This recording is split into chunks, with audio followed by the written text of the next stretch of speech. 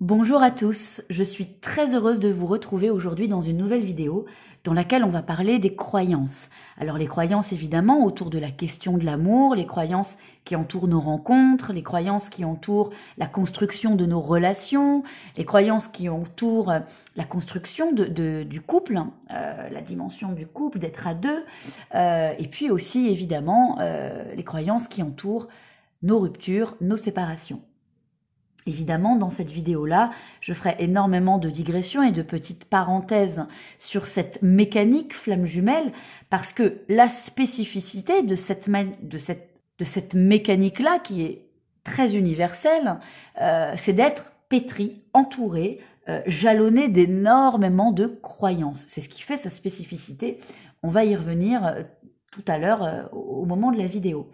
Cette vidéo-là, elle va être un petit peu particulière parce que c'est vrai que quand on parle de croyances, le développement personnel, tous les champs thérapeutiques, la spiritualité, la psychologie positive, va plutôt s'intéresser, et c'est bien normal, à toutes ces croyances qui nous empêchent d'être heureux, à ces croyances qui nous empêchent d'être libres, qui nous empêchent d'être épanouis, qui nous empêchent d'être nous-mêmes.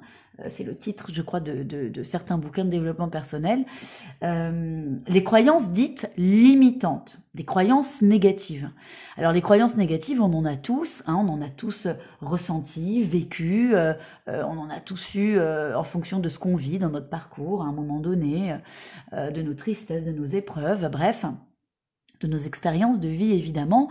Donc ces croyances négatives, vous les connaissez, on en a tous. Je suis incapable de, je ne suis pas aimable, je suis trop ceci, pas assez cela, il ou elle va me tromper, il ou elle ne va jamais m'aimer, l'amour c'est dur, l'amour c'est pas pour moi, je ne réussirai jamais à être heureux, enfin voilà, tout un tas de choses qui évidemment vont conditionner plein de choses, le sens qu'on donne à aux événements, notre manière de vivre ces événements, les comportements, la communication, nos mécanismes internes. Moi, c'est quelque chose que je fais beaucoup, notamment en thérapie systémique, c'est d'aller regarder finalement ces croyances-là qui empêchent, à quel moment, comment elles se construisent, où est-ce qu'elles prennent racine, et surtout comment elles se manifestent, comment elles s'organisent, qu'elles impliquent comme comportement, souvent inconscient, mais pas toujours. Il y a même des comportements très conscients. Qu'est-ce qu'elles impliquent finalement comme valeur, comme attente, comme espoir, et donc comme communication, et donc comme réaction, et comme mécanisme de défense ou de compensation. Tout ça, c'est hyper intéressant, et donc on a souvent tendance à le faire de manière naturelle avec les croyances dites limitantes, les croyances négatives. Ici, on va s'intéresser aux autres croyances. On va prendre le truc à rebrousse-poil. Il y a tout un tas de croyances qui sont extrêmement belles, qui font du bien. Il y en a plein, on les voit pulluler sur Instagram, ces croyances sous forme de citations, des citations de développement personnel, des citations entre guillemets sur l'amour, qu'on va appeler psychologie positive, etc. On va regarder tout ça dans quelques instants parce que ces croyances-là, qui sont très très belles aussi, et il y en a beaucoup notamment dans ce lien flamme jumelle, elles vont venir déterminer aussi tout ce que je viens de vous expliquer. Ces boucles comportementales et cognitives, on va y revenir, et donc elles vont déterminer, elles vont agir aussi évidemment sur nos histoires d'amour, nos rencontres, nos couples et nos séparations. Mais d'abord, alors évidemment, je refais plusieurs fois mes vidéos, donc j'ai déjà préparé ça. On va s'intéresser à une grande croyance, juste là comme ça pour terminer cette introduction. Cette croyance-là, c'est une croyance extrêmement générale, c'est la croyance en Dieu. Vous voyez bien que finalement une croyance, c'est assez fondamental dans la vie. L'idée de cette vidéo, c'est pas de venir dire il y a des bonnes croyances, il y a des mauvaises croyances, parce qu'en fait c'est pas vrai. C'est pas vrai. Il y a même des croyances extrêmement limitantes, genre je suis nul, je suis incapable de, qui vont pouvoir se transformer en quelque chose d'extrêmement positif pour soi, dans le mécanisme de compensation qu'on va mettre en place. Je donne un exemple, une croyance très négative, je suis nul, je suis pas capable. Finalement, cette croyance-là, elle peut tout à fait impliquer quelqu'un qui va du coup devenir très studieux, très pugnace, très courageux, qui va travailler beaucoup plus, qui va finalement être peut-être même un peu arrogant, qui va peut-être même être un peu fougueux, qui va développer une compensation à ce truc de je suis nul, je vais travailler plus que les autres, je vais apprendre plus que les autres. Enfin, vous voyez ce que je veux dire? Et qui va mener à des réussites. Alors, c'est des exemples un peu à couper au couteau, évidemment, c'est une vidéo généraliste, mais l'idée, c'est finalement de comprendre qu'il n'y a pas de bonnes ou de mauvaises croyances. Il y a des croyances qui vont, au cas par cas, impliquer tout ce cercle, toute cette boucle dont je vous ai parlé il y a quelques instants. Et ça va être la même chose pour les croyances positives, et c'est l'objet de cette vidéo. Il y a des croyances extrêmement positives qui vont finalement, parfois, dans certains cas, mener à des choses contre-productives qui vont nous empêcher d'être heureux. Le problème n'est pas la croyance. Le problème, c'est ce qu'on va mettre en place. Ce qui va se passer en nous, dans notre mécanique interne. Moi, dans cette vidéo, sur cette chaîne-là, j'ai beaucoup fait de mécanique systémique, interactionnelle, parce que c'est ce qui me passionne. C'est pour ça que je fais des thérapies de couple. Aujourd'hui, dans cette vidéo-là, on va beaucoup s'intéresser finalement à cette systémie interne. Qu'est-ce qui se passe en moi? Finalement, la croyance, qu'elle soit belle ou qu'elle ne soit pas belle, elle implique un certain nombre de choses. Mes valeurs, mes besoins, mes limites, mes attentes, mes émotions, mes peurs, mes mécanismes, ma manière de communiquer, beaucoup, mes comportements, etc., etc. Et donc, évidemment, tout ça, et ça, je le fais dans toutes les autres vidéos, influe sur l'interaction avec l'autre. Du coup, je reviens à mon exemple, et puis après, je vais clore cette introduction extrêmement longue. Dieu, finalement, c'est une croyance très générale. Il y a des gens qui croient en Dieu, globalement, qui vont être plus ou moins pratiquants, mais en gros, il y a des gens qui croient en Dieu, il y a des gens qui ne croient pas en Dieu. Il y a des gens qui croient au destin, il y a des gens qui ne croient pas au destin. Il y a des gens qui croient au déterminisme, que tout est écrit, que tout est programmé finalement. Il y a des gens qui ne croient pas au déterminisme. Il y a des gens qui croient aux vies antérieures et il y a des gens qui ne croient pas aux vies antérieures. Et finalement, on voit bien que ces grandes croyances déterminent tout ce qu'on vient de dire. Mais finalement, des individus qui croient ou qui, on va faire une petite vagounette, ne croient pas, eh bien, tout ça va diverger. Pas sur tous les points, mais sur certains. On ne va pas donner le même sens aux événements si, par exemple, on croit en Dieu ou on ne croit pas en Dieu. Souvent, quand on croit en Dieu, il y a une croyance qui vient se greffer à ça, c'est le destin. Et quand on va avoir une épreuve, quand on va avoir une difficulté, un deuil, une grande tristesse, un moment très difficile, on va pas avoir la même manière de lui donner du sens que si, par exemple, on ne croit pas en Dieu ou on ne croit pas au destin, etc. On va pas avoir la même résilience, on va pas prendre les mêmes chemins, on n'a pas les mêmes valeurs. Souvent, quand on est très croyant, il y a, j'ai pas envie de dire obligation parce que c'est un mot péjoratif, mais en tout cas, il y a une feuille de route dans la vie, il y a des choses qu'on respecte, il y a une éthique qui va être différente de l'éthique ou en tout cas de la feuille de route de quelqu'un ou des dogmes de quelqu'un qui n'y croit pas. Bref, vous avez compris.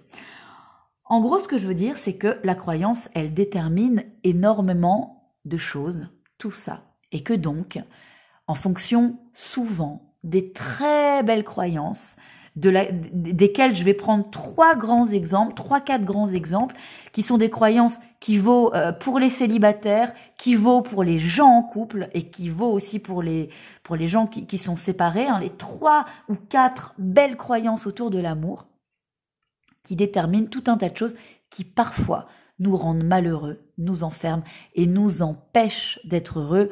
On va développer ça. L'idée vraiment, cette vidéo, vous l'aurez compris, du coup, ça n'est pas de dire qu'il y a des bonnes ou des mauvaises croyances, qu'il y a des croyances limitantes et des croyances. C'est simplement de remettre en perspective ces croyances-là pour vous proposer, je dirais, une alternative, pour vous proposer un autre positionnement qui va être la croyance juste. Alors, la croyance juste pour soi, ok, d'accord, mais surtout parce que la croyance juste pour soi, bon, on peut être enfermé du coup dans des croyances limitantes et dans des croyances, ces très très belles croyances qui peuvent parfois nous enfermer finalement. On va s'intéresser à la croyance juste vis-à-vis du réel, vis-à-vis du possible, vis-à-vis, je dirais, de l'existence et surtout vis-à-vis de l'autre. Puisque dans une histoire d'amour, on ne vit pas une histoire d'amour seule dans sa tête, on la vit avec l'autre. Donc voilà, on va y aller, mais avant cela, je prends juste quelques instants pour vous rappeler que j'ai ces dernières semaines, ces derniers mois, créé tout un voyage en 4 chapitres, en 12 exercices autour de l'amour. Ça se passe pas sur ma chaîne YouTube, ça se passe sur une plateforme d'auto-hypnose qui s'appelle Psychonaute, mais ça n'est pas qu'un voyage autour de l'hypnose, c'est un voyage qui va vous permettre de vous questionner, de traverser, d'éprouver toutes les grandes étapes, tous les grands visages de l'amour, en passant par la dimension du corps, la dimension physique, qu'est-ce qu'on ressent dans l'amour, dans le désir, dans l'idéal de fusion, dans la sexualité. Vous allez aussi voyager à travers la dimension de l'âme.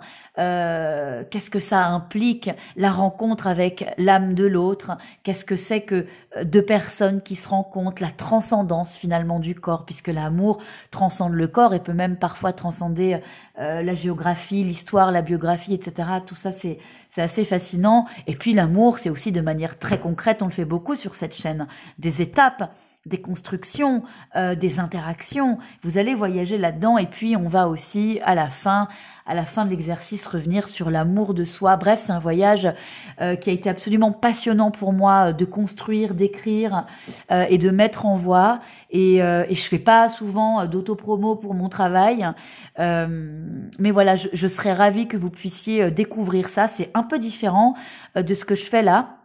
J'ai fait une vidéo pour présenter ce travail-là, je vous la remets là en lien.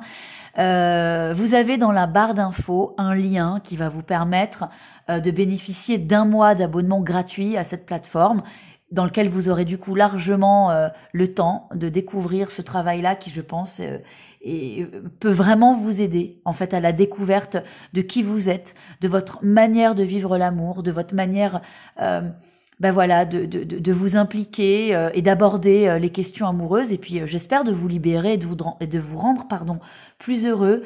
Donc, vous avez un lien pour tester ça en barre d'infos, 1 mois d'abonnement gratuit. Et voilà, je clôt ma digression, mais c'est important parce que c'est vraiment, je trouve, c'est quelque chose que j'ai envie que vous puissiez découvrir, que j'ai pas pu faire ici, puisque je l'ai fait pour eux, pour Psychonaute. Et puis ensuite, c'est une plateforme très très chouette dans laquelle vous pourrez découvrir plein de fonctionnalités assez passionnantes, notamment autour de toutes les croyances que j'ai évoquées. Voilà, nous y sommes. Du coup, on va y aller. Pardon, j'ai coupé la caméra et j'ai recadré parce que je crois que vous ne voyiez pas bien la feuille. J'ai changé ma feuille. On va y aller de manière assez finalement méthodique et très pédagogique. J'ai relevé plein de croyances, de belles croyances qui sont prononcées et qui sont profondément installées, souvent dans les consultations, qui sont des croyances que vous allez, je pense, reconnaître. Et puis on va les décomposer, voir ce qu'elles mettent en place dans le rapport à soi et dans le rapport amoureux, ce qu'elles impliquent comme mécanique, qui font que finalement, alors qu'elles sont extrêmement belles, on va se retrouver malheureux, on va se retrouver bloqué, on va se retrouver à ne pas réussir à vivre ce qu'on a envie de vivre. Et puis surtout, du coup, c'est quand même un sacré constat d'échec. Quand on est mu comme ça par des croyances extrêmement belles et que ça fonctionne pas, c'est questionnant et on ne sait plus du coup à quoi s'accrocher, à quel sein se vouer. Et puis ça peut apporter énormément de souffrance. Alors ces croyances positives, je vais les prendre comme ça un petit peu à la lancée. On a l'amour gagne toujours, par exemple. L'amour est plus fort que tout. Les âmes sont liées à jamais. Si je vais bien, si je m'aime assez, si je travaille sur moi, je vais être aimé ou l'autre va m'aimer. Ça, c'est un petit peu particulier. J'en ai beaucoup parlé hein, dans mes vidéos flammes jumelles. On va y revenir. Hein, je vais la décomposer, celle-là. Et puis après, il y a tout un tas de phrases, comme par exemple, quand on s'aime, mais ça doit être comme ça. Mais finalement, s'il m'aime ou si elle m'aime, les choses devraient plutôt se passer comme ça. Elle devrait comprendre que, elle devrait faire ceci, il devrait faire cela. On a vraiment tout un champ, finalement, on l'entend, hein, on l'entend. Presque, cette croyance-là, elle est belle, mais en même temps, il y a un champ lexical presque de l'obligation, presque de la contrainte. Il faut, il doit, l'amour, c'est...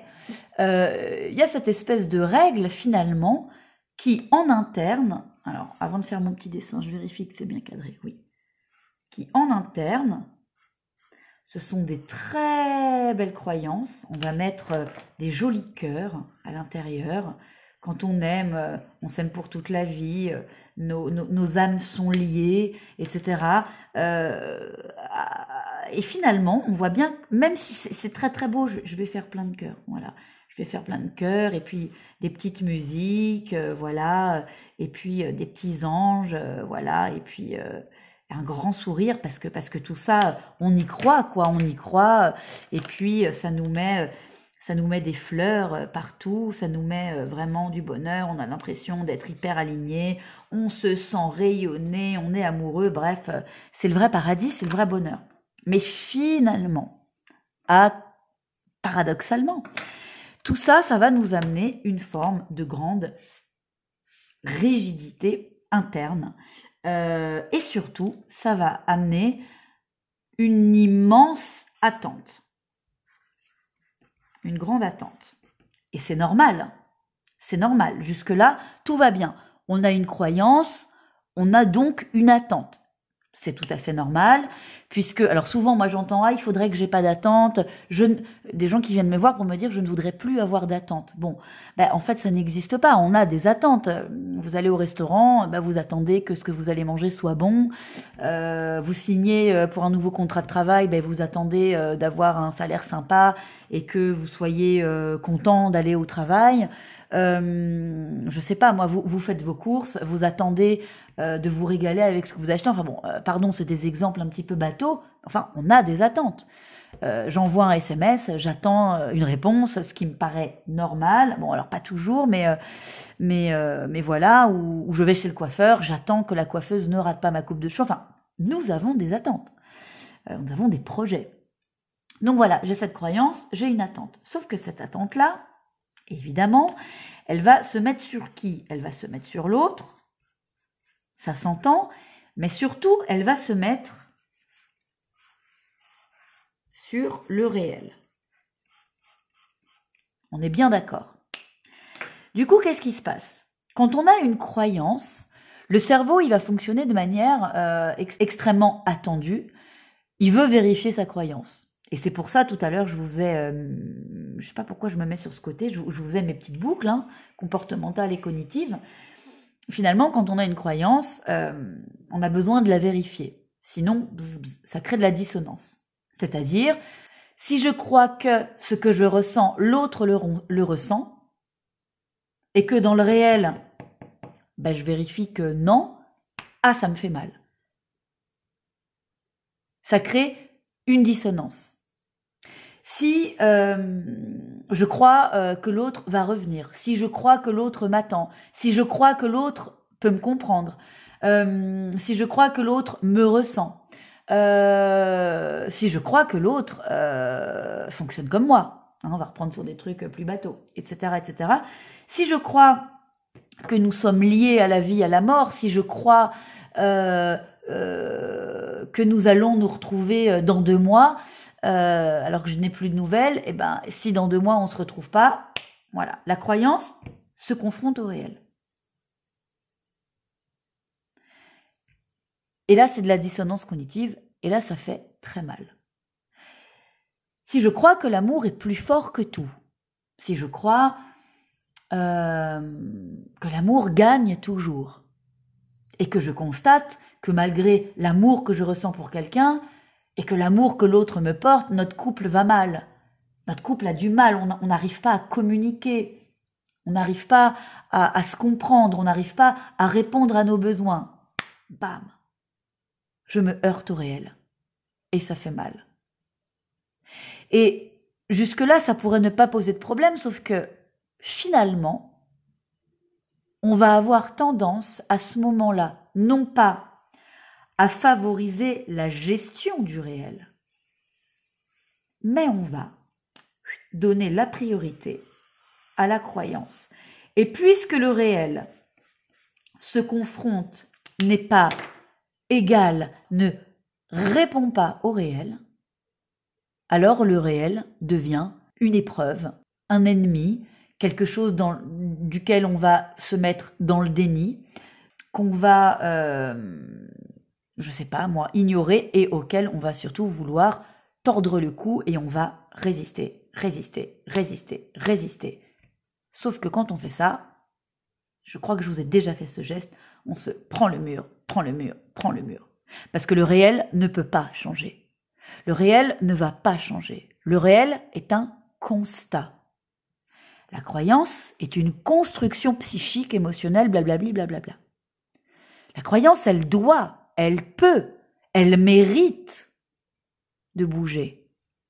Mais très souvent, dans la plupart des cas, c'est pas ça qui bouge. Je vais développer, mais je reviens sur ce petit exemple que j'ai évoqué tout à l'heure parce qu'il est important, notamment dans ce process flamme jumelle. Je crois que si je travaille sur moi, l'autre va changer ou l'autre va avoir un déclic. Grosse croyance dans cette mécanique flamme jumelle, en fonction de ce qu'on trouve un petit peu malheureusement sur Internet. En réalité, c'est pas parce qu'on travaille sur soi, c'est pas parce que on travaille sur soi que l'autre, hop, eureka, tiens, tac, déclic, la lumière s'allume à l'intérieur, j'ai un déclic, finalement, je m'aperçois que je l'aime, et puis tout d'un coup, je ressens des choses, et tout d'un coup, ma résistance se lève, alors que je n'avais pas envie d'être en couple, je suis en couple, alors que j'étais pas amoureux, tout d'un coup, je suis amoureux, enfin, stop, non. Quand on travaille sur soi, à condition d'être dans une interaction, hein, on est bien d'accord. Quand on travaille sur soi, en fait, on modifie ses croyances. Du coup, on modifie ses attentes, ses besoins, ses comportements, ses mécanismes de compensation. On modifie ses limites, on les assouplit souvent. Ses peurs s'apaisent. On change de compétences. Bref, en fait, on change. Donc du coup, ce qui n'avait pas fonctionné avec l'autre, du coup, est modifié.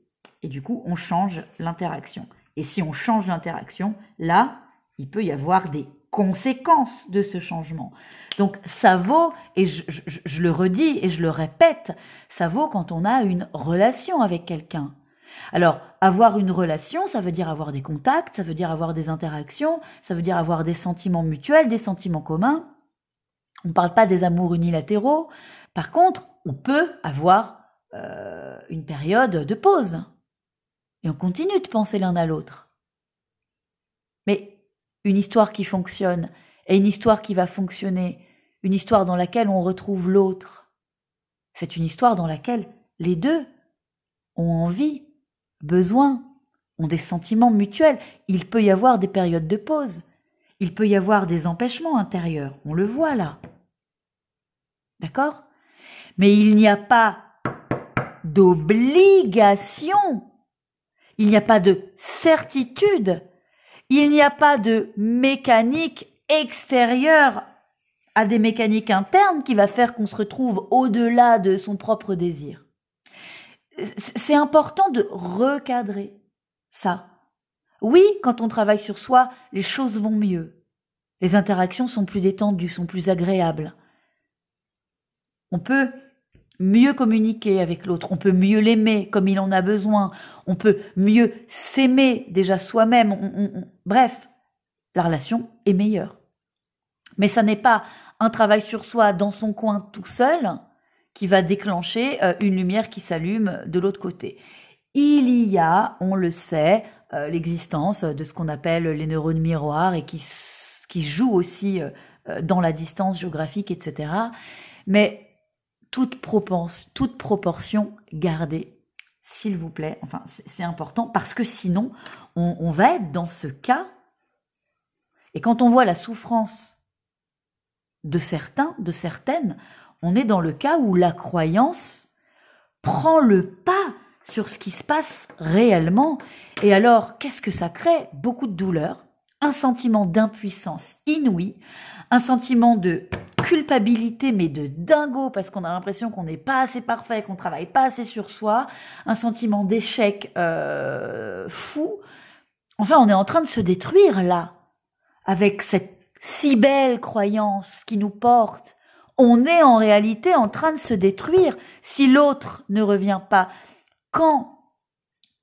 Combien de personnes qui sont souvent empêtrées dans cette croyance flamme jumelle? Pour moi, flamme jumelle, c'est une mécanique, j'en ai parlé depuis 3 ans. Ça n'est pas une promesse, une contrainte, une obligation. La partie flamme jumelle, ce qui est flamme jumelle, c'est ce travail sur soi, cette compréhension, cette relation qui nous amène à nous traverser, à détruire, déconstruire qui on est parce que c'est douloureux dans sa propre existence et qui va nous pousser par le biais de cette rencontre unique à changer d'état de conscience, à nous amener ailleurs, au-dessus de nous, à nous transcender, à comprendre nos mécanismes, à s'en séparer, à s'en guérir si on veut, et à être bien. Ça n'est pas un petit Playmobil, voilà. J'entends trop de fois, oui mais normalement si je fais ça, alors lui il va faire ça. Non, il n'y a pas de normalement. Il n'y a que des gens qui changent et qui se redonnent une chance d'être ensemble parce qu'ils s'aiment. Dans le concret, c'est ça. Ok? Bon. C'est ultra important de comprendre que une belle croyance, elle peut rendre malheureux parce qu'elle nous empêche de voir, de considérer et d'interagir avec le réel. On va être sans cesse dans l'interaction avec sa croyance. Et donc, qu'est-ce qui se passe si j'attends que l'autre revienne parce que normalement il doit revenir, parce que on est des flammes jumelles, donc il doit revenir? S'il revient pas, d'abord ça peut donner des attentes extrêmement longues. S'il revient pas, c'est qu'on n'accepte pas qu'il n'ait pas envie de revenir, ou qu'il ne puisse pas revenir pour tout un tas de raisons. Alors, c'est ce qui est appelé les énergies tierces. C'est-à-dire, il a un système d'attachement à des valeurs, à des possibilités. Peut-être que c'est trop compliqué pour lui. Peut-être qu'il faut lâcher trop de choses et qu'il n'a pas envie de le faire et qu'il ne peut pas le faire et que c'est trop contraignant. Celui qui revient pas, c'est parce que revenir est une trop grande contrainte. À part lui-même, il n'y a personne qui va lever la contrainte. Il décidera de revenir si le fait d'être sans l'autre est une contrainte plus difficile à vivre que la contrainte qu'il décide de supporter. Vous comprenez ça? Et c'est son choix, sa liberté, son libre arbitre, qu'il n'y a pas d'autre choix que d'accepter. Mais dans cette trop belle règle, dans cette belle croyance, pas cette règle, parce que la règle, elle est concrète et la règle, on peut la travailler. C'est ce que je fais dans les thérapies. On travaille le fonctionnement. Mais la croyance, elle fait du mal à ce moment-là. Vous voyez ce que je veux dire? Il faut partir du réel. Là, j'ai pris le cas des flammes jumelles, pardon, j'ai pensé, j'y ai passé un petit peu de temps, mais quand on a une croyance A et qu'on a une réalité B, évidemment, on est dans la souffrance. Évidemment, parce que les fils se touchent. Le cerveau ne vérifie pas sa croyance. C'est insupportable. Et ça crée une immense douleur et ça peut même amener à devenir parfois fou et ça amène à de la pathologie. Ça amène à des dénis. Il y a des gens qui s'obstinent des années et des années et des années et des années. Non, c'est ça. Ça, c'est faux et ça, c'est vrai. Là, on a un problème à ce moment-là. Ce qui est vrai, ou en tout cas réel, c'est ça. L'idée, c'est que la croyance A, si elle se confronte à la réalité B, pour que ça puisse être viable, supportable, agréable,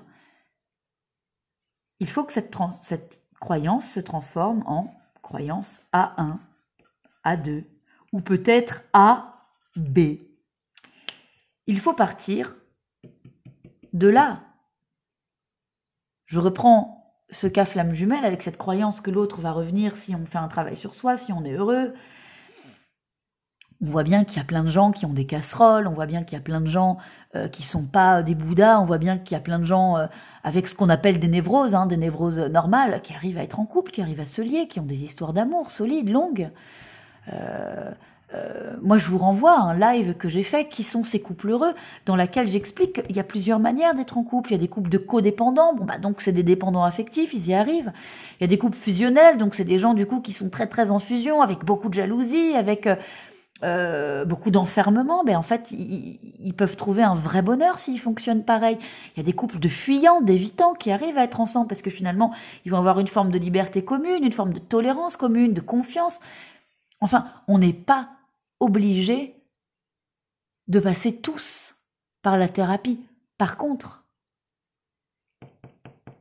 il faut interagir avec le réel. Donc, et pas avec sa croyance. Il faut interagir en interne avec le réel et pas avec sa croyance. C'est le réel qui doit venir moduler la croyance pour qu'elle devienne juste et adéquate. Et pas qu'elle se confronte. Si elle se confronte, cette belle croyance va devenir une croyance limitante qui va nous enfermer dans des dénis, dans des attentes, dans des conflits avec l'autre. Et surtout dans des conflits avec soi. Je vais y revenir, au conflit avec soi. Je vais y revenir un instant, mais voilà, sur cet exemple-là, puis après je vais aussi parler des couples, évidemment. Sur cette question-là, si je constate que l'autre ne revient pas, que l'autre ne rappelle pas, voire que l'autre refait sa vie, voire que l'autre se marie, se désengage, ne donne plus de nouvelles, alors ça doit venir parler à ma croyance pour qu'elle puisse se transformer et donc devenir supportable et venir réajuster ma communication, mes comportements, mes attentes, mes besoins, mes limites, mes valeurs, mon projet, etc., etc., pour que je retrouve en interne un équilibre. Pourquoi? Et après, je parle des couples. Lorsqu'on a notre croyance qui détermine tout un champ. Ok? Tout un champ de plein de choses. Comportement, projet, communication, c'est les trucs principaux qui rentrent dans l'interaction. Peur, mécanisme de compensation, mécanisme de protection, etc., etc. Tout ça, finalement, si on est tout seul dans une grotte, finalement, c'est pas grave. Mais par contre, quand on se confronte à une deuxième personne, ça peut être confrontant. Et quand on se confronte au réel qu'on va continuer d'appeler B, ça peut être confrontant. Du coup, qu'est-ce qui se passe? On a ici notre manière de fonctionner, qu'on va faire comme un trait. Est-ce que vous voyez bien? Ça, c'est notre manière de fonctionner à nous, qui n'est en soi ni bonne ni mauvaise, tant que cette façon de fonctionner ne se confronte ni au réel, mais bon, pour ça, il faut être soit moine, soit vivre dans une grotte, ni à l'autre. Et dans ce cas-là, il faut renoncer à toute interaction, à toute histoire d'amour. Ce qui n'est pas votre cas. Ce qui est le cas, a priori, de personne. Du coup, quand on s'accroche à sa croyance, eh bien, du coup, qui on est va être soit en sur-régime, parce qu'on va devoir fabriquer, on va devoir adapter, tordre le cou à qui on est pour essayer de rentrer en interaction avec l'autre et essayer que le réel rentre dans notre boîte orange. Donc ça donne quoi? Ça peut donner des sacrifices énormes, ça donne des dénis énormes, ça donne on n'écoute pas ses propres limites, ses propres besoins, on sort on sort complètement de cet équilibre interne qui peut être travaillé, qui peut bouger, mais qui, somme toute, est quand même important, en tout cas, d'être considéré avant d'être changé. Moi, il y a des gens qui arrivent en me disant « je veux changer mes comportements, je veux changer ça », alors qu'ils n'ont même pas conscience de pourquoi ces comportements sont là. C'est important finalement d'épouser son comportement plutôt que d'être en bataille contre soi-même. Si on épouse son comportement, on va le modifier. Si je suis au volant de ma voiture, je dirige. Bon. Et ça donne dans d'autres cas, et ça va me permettre de faire une transition sur les couples, à ce qu'en fait on soit complètement en renoncement de qui on est et on s'hyper adapte à l'autre. Pardon, ça bouge le micro. Et on se calque sur les besoins de l'autre et on donne tout à l'autre et on annule qui on est. Bref, on ne prend absolument pas soin, on ne considère absolument pas ce qu'on est, ses besoins, ses limites, ses propres mécanismes qui ont besoin d'être respectés parce qu'ils sont là pour nous aider, nos mécanismes. On est en train de valoriser cette croyance et du coup de se faire mal à soi-même pour espérer en résistance et en bataille avec soi-même, pouvoir rentrer en interaction avec l'autre, avoir cette putain d'histoire pour que ça calque avec ma putain de croyance, pardon, excusez-moi, je suis vulgaire, et avec le réel auquel on voudrait tordre le cou, transformer, bref, on voudrait changer les choses, changer qui on est, changer l'autre, changer ce qu'on vit, pour que ça colle avec cette croyance. Quelle énergie de perdu! Quelle douleur! Quelle sensation d'échec, quelle fatigue. Vous ne trouvez pas? Dans les couples, évidemment, je vais arriver à la conclusion de tout ça. Dans les couples, c'est pareil. Je reviens à des grandes croyances. L'amour est plus fort que tout. L'amour est plus fort que les différences. L'amour est plus fort que la distance. L'amour doit nous permettre de lever toutes les contraintes. C'est magnifique, c'est très beau. Dans certains cas, c'est le cas. Mais pas tout le temps. On va aller regarder ça de plus près, en schéma. Je fais mon premier personnage. Je fais mon deuxième personnage. Chacun de ces personnages ont leur croyance. Cette croyance-là, on va faire un petit raccourci, elle va donner quelque chose qui est ultra important. Donc il y a toutes ces lignes que j'ai évoquées tout à l'heure, on ne va pas les refaire parce que ça va être le bazar, mais finalement, elle détermine surtout la vision de l'amour, la vision du couple, la vision de l'amour, la vision du couple. Dans une histoire d'amour, tout ça là, bon finalement je l'ai fait mes lignes, j'aime trop le bazar, on dirait, tout ça finalement, ça détermine, dans un couple, ce qui va être important c'est ça. Donc là encore, on va revenir, on peut être extrêmement différent, on peut être extrêmement similaire, je vous renvoie au live où vraiment je dissèque tout ça, la typologie des couples. On peut être extrêmement différent ou extrêmement similaire.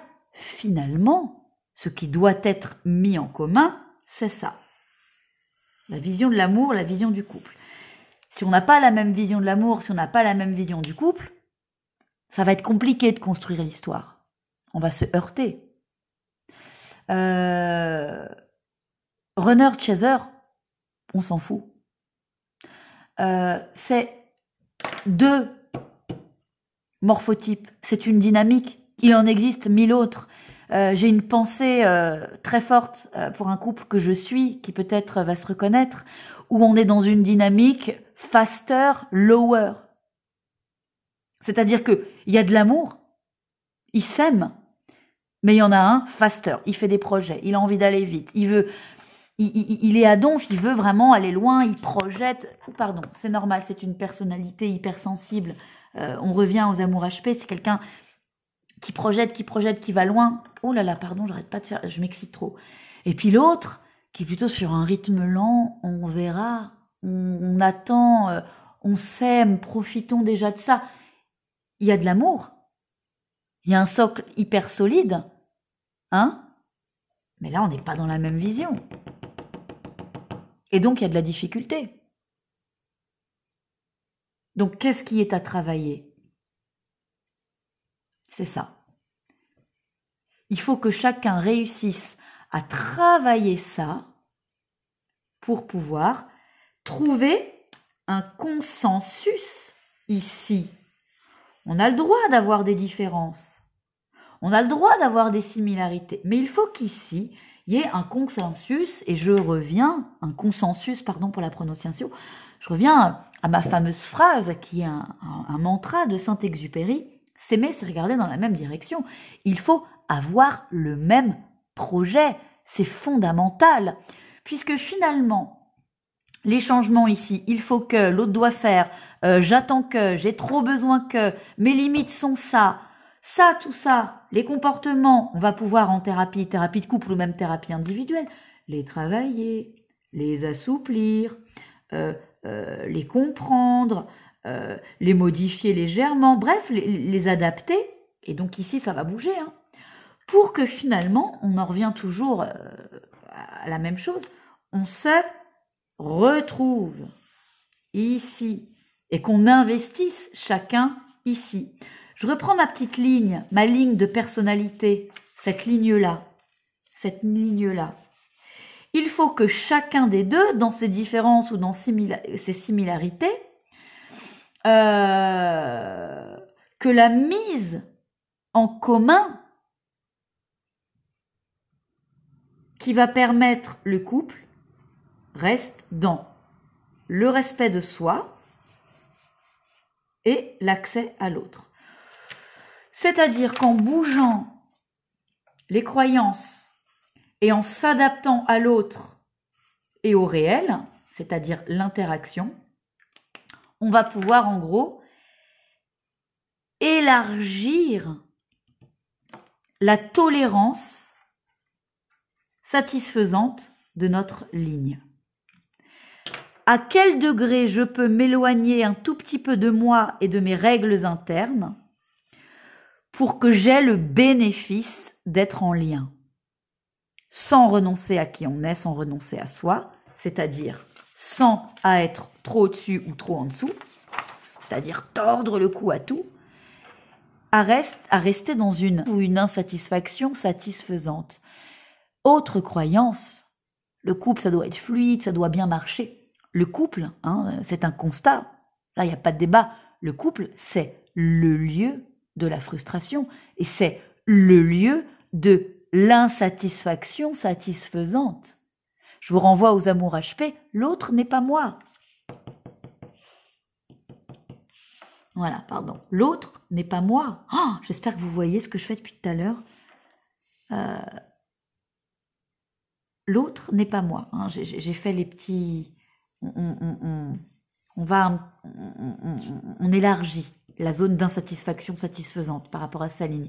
Au cas où vous n'avez pas vu, pardon, je ne contrôle pas l'écran. L'autre n'est pas moi, donc, a fortiori, il n'a pas les mêmes croyances, il ne fonctionne pas comme moi, il n'a pas tout ça de similaire. Donc, soit je m'accroche à ça en attendant qu'il fonctionne comme moi, soit je m'accroche à ça en me disant qu'il va changer, il va bouger, etc. Et du coup, c'est cette bataille épuisante et fatigante, et puis déprimante, et puis éternelle surtout. Hein. Soit je laisse tomber les croyances, j'apprends un petit peu les lois de l'amour. Je vous renvoie aux amours HP qui fonctionnent, qui les éditent un petit peu, parce qu'il y a des lois naturelles, il y a les lois de la nature, il y a les lois de l'amour aussi, je crois qu'il faut un petit peu les connaître aussi, parce que sinon, on se retrouve dans des trop belles croyances qui deviennent des croyances limitantes. Et du coup, ma page s'est fermée, ma petite page de notes, et du coup, voilà, en fait, on souffre. Il faut absolument comprendre que ce qui fait qu'un couple marche, ce qui fait qu'une histoire va se construire et qu'on va s'engager avec l'autre, pardon, ça va peut-être vous faire tomber de votre chaise, mais c'est pas l'amour. L'amour, c'est le socle, c'est la condition c'est le point de départ. S'il n'y a pas d'amour mutuel, ça va être compliqué tout le reste. Donc là aussi, je vous renvoie aux relations unilatérales dont on essaye de se persuader que l'autre, en fait, il m'aime, il est dans le déni. Non. S'il vous aime, il le sait, il le sent, il est capable de le dire et il peut vous expliquer pourquoi il n'est pas avec vous. C'est parce que je suis déjà mariée et que je compte pas quitter ma femme. C'est parce que c'est trop compliqué, il y a trop de distance. C'est parce que franchement, ça m'effraie. T'as de trop grandes attentes sur lesquelles je me sens pas capable. Bon, voilà. Donc, il peut vous aimer et avoir ces contraintes-là. Décider de les régler ou pas. Ok ? Et c'est pas le ciel qui va décider pour lui de les régler, c'est lui tout seul. D'accord ?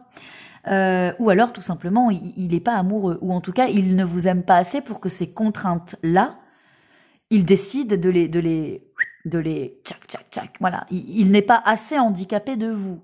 Et c'est souvent là qu'il faut un petit peu disparaître et du coup vivre votre vie. Bref. L'amour, c'est le socle. L'amour, c'est le point de départ, c'est la condition. S'il n'y a pas d'amour, je le répète, mutuel, l'histoire, elle démarre pas. Ou alors, elle va ramer et c'est comme un moteur, vous voyez, qui avance pas. Donc, c'est le point de départ. Mais ce qui va déterminer la construction et le bonheur à deux, c'est ça. C'est le consensus de tout le reste. Et donc, abandonner ses croyances pour être focus sur l'autre. Et, ça commence à être très sale. Ce qui se passe entre nous. Qu'est-ce qui se passe entre nous? Concrètement, comment on communique? Comment on s'entend?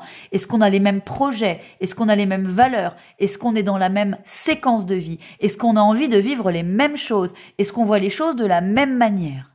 Est-ce qu'on a la même vision de l'amour et du couple? Et c'est ça qu'on regarde. Et c'est à ça qu'on réagit.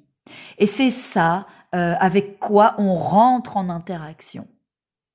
On balance ses croyances à la poubelle pendant un temps et on se demande si ça nous rend heureux. Du coup, on n'abandonne pas ces croyances. On les réajuste pour avoir la croyance juste. Je crois que l'amour mérite du travail, mais que quand deux personnes s'aiment, ils peuvent y arriver.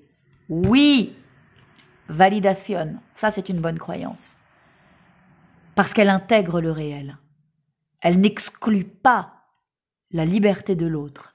Elle n'exclut pas les contingences externes. Je crois que les relations à distance sont possibles, mais c'est compliqué. Oui, ça demande du travail. Je crois que quelqu'un qui est marié peut quitter sa femme, mais ça demande du courage. Oui, c'est une bonne croyance. On ouvre à la possibilité du réel et à l'acceptation du réel. Et ça, ce sont des croyances qui libèrent. Ça, ce sont des croyances qui ouvrent. Ce sont des croyances qui multiplient les chances de bonheur. Cette vidéo, elle pourrait durer 1000 ans. J'ai pris plein de notes encore que je n'ai pas eu le temps d'évoquer, mais je crois que j'ai dit l'essentiel. Je crois vraiment que j'ai dit l'essentiel. Je check vite fait. Oui. Moi, ce que j'aimerais vous proposer, c'est que cette vidéo, elle pourrait être très longue et je pense qu'elle mérite d'être développée et qu'elle mérite surtout que je puisse répondre à vos questions. Ce que je vous propose, c'est que vous me laissiez en commentaire vos croyances à vous, que vous me laissiez aussi vos expériences. Et je pense que dans une semaine ou deux, maximum, je vous proposerai un live vraiment qui concerne cette vidéo-là, dans laquelle on va pouvoir même évoquer des au cas par cas.